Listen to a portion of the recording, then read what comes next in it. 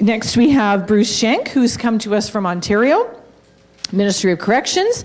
He's been currently seconded to the Ontario Kawartha Pine Ridge School District to provide a framework for the district's 100 school communities to apply restorative practices, taking a whole school approach, and he's also providing a breakout session today.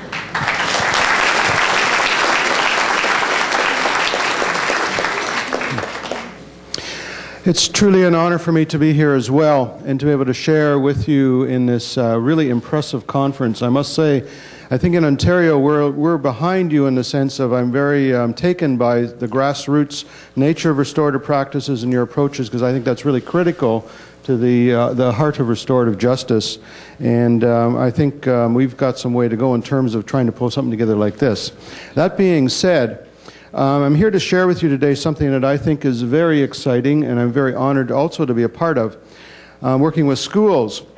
Now, my background, as was mentioned, is not schools. I'm not a teacher. I'm not out of the school system. And I've worked in a lot of different ways with restorative justice, but I've spent most of my last 20 years working in a youth custody facility.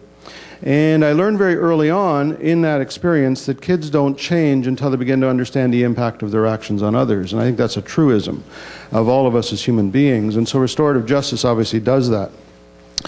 Through my journeys over the years and being a restorative justice conference facilitator, I discovered, although that is an absolutely wonderful process and an amazing process and powerful and really changes people, that it needs to be more than just that one or a number of approaches. That you can't use certain kinds of approaches in certain kinds of settings. In other words, it's limited.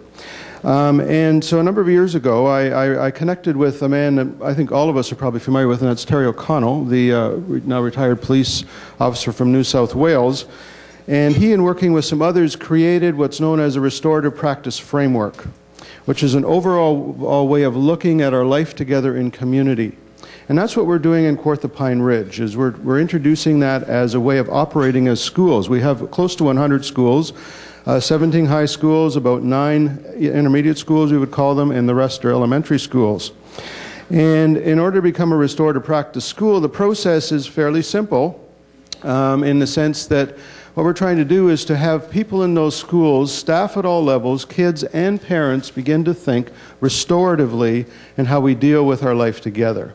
So we spend a whole day orientation, and I'll call it that because it's not a skills workshop, it's more orienting people to how to think this way and act this way. So all staff, teachers, administrators, custodians, office staff, youth workers, etc. And then I or one of my colleagues would go and spend a day or two in each school doing a series of assemblies with all of the kids, introducing them through the use of story, etc., role play about what is restorative practice. And we also then have parent workshops in the evening. So the idea is to get everybody on the same page. So that's basically what we're doing. So when I think of restorative practice then, what I think of is how to live together in community. I really think it's all about following a way that we frame our experience, and we build in those things that we already do under that framework. One of the things that obviously when you introduce something new, people wonder about, well, does that mean I'm going to have to do everything different? Well, we would say absolutely not. This framework provides an opportunity for people to continue to do the many good, excellent practices that we already do. And frankly, there are many, many excellent practices out there. I'm truly impressed, I think I can say this as a non-educator, with the level of skill and quality of our teachers and other staff who work in schools. They do many wonderful things.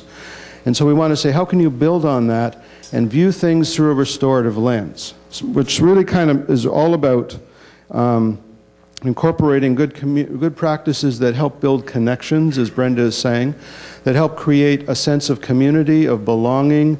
And when issues of harm occur, the focus is then how do we repair that harm in a way that we can rebuild and strengthen relationships. We don't want to get rid of the problem, but how can we see that as an opportunity for growth, for change, for transformation? So this framework really is not so much about looking at a whole bunch of restorative practices. It's really all about how do we live together in building and strengthening relationships, and these practices help us to do that. Okay? What do you think is the way forward? Well, this framework, I really believe, is applicable in many, many settings.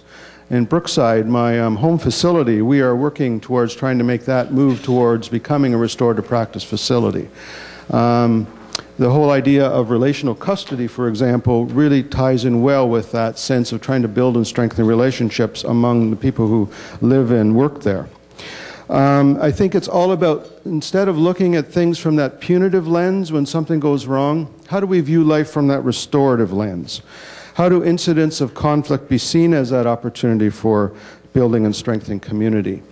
Because if communities are connected, and I think schools provide an absolutely wonderful opportunity for that to occur, then we're not only going to have less incidents of harm occur, but studies also begin to show that student success increases.